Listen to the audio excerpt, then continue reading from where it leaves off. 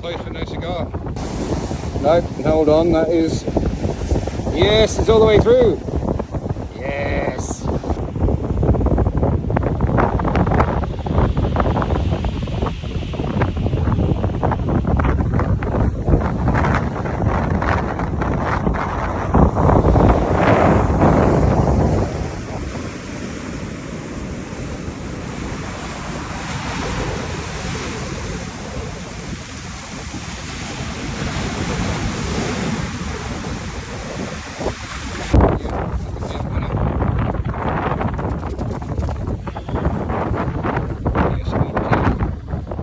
Twice over. That's so cool, dude. That's so cool. Yes. Nice. Actually, you know what? That is 1, 2, 3.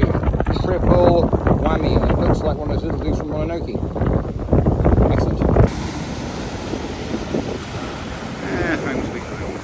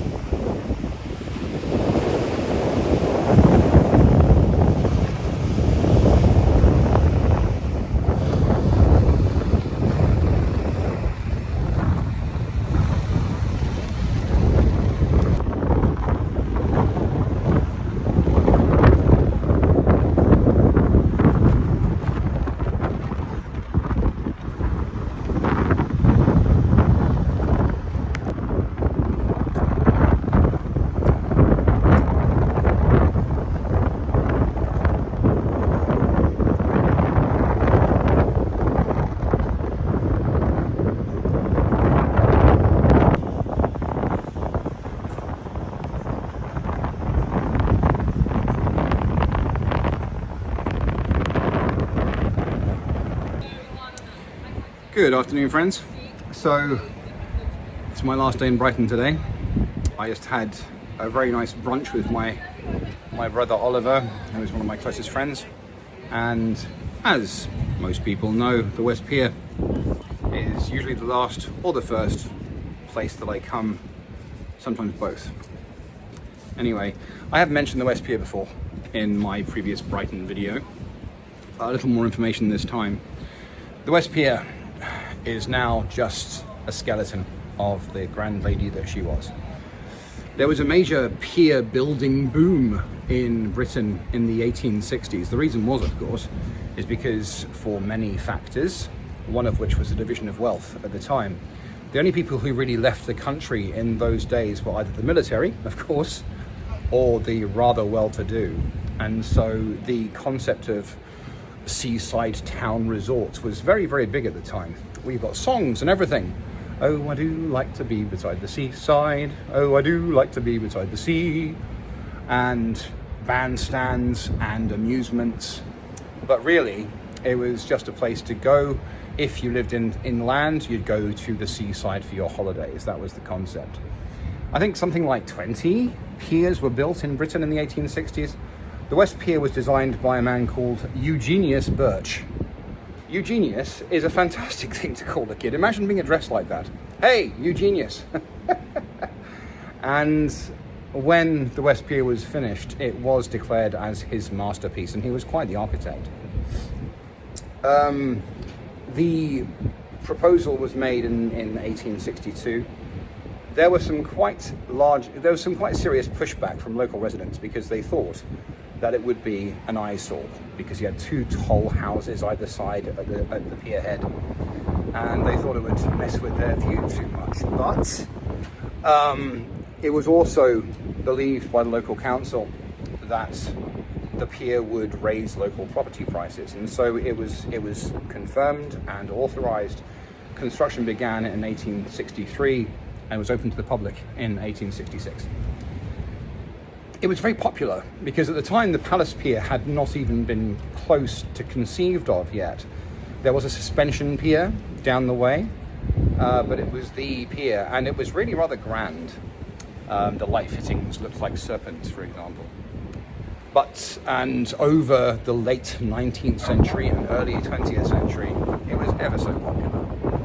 They had their highest attendance in 1918 to 1919, so obviously just after the Great War, and with the very cheerful outlook that entailed. 2 million visitors in 1918 to 1919.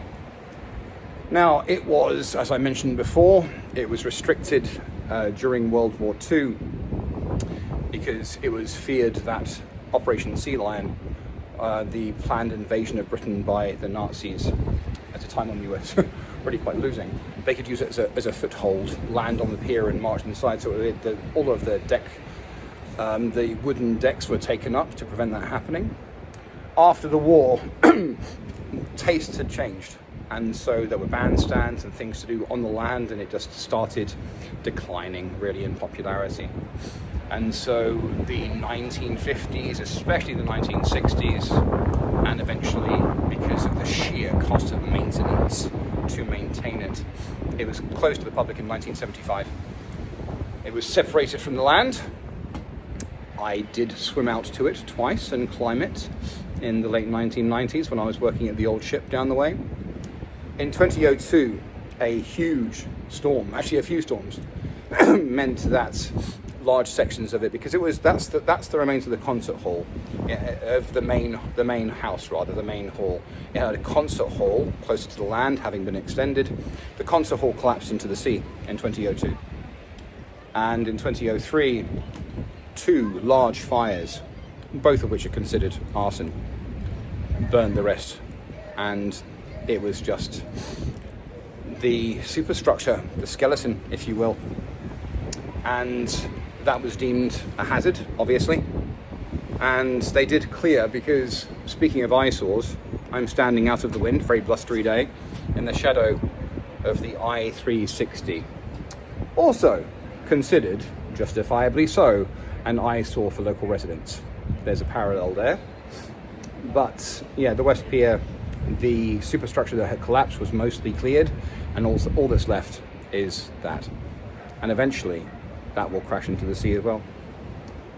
I've mentioned before, I absolutely adore it here. I spent a merry 5 minutes between the pylons looking for stones with holes worn through as gifts for Rufus and Nevy, who I'm seeing tonight, the kids of my friends Mads and Tim. Small gifts, because I think they're really lucky if you find them between the pylons. But yeah, this place is Brighton to me. I do love it so. Anyway,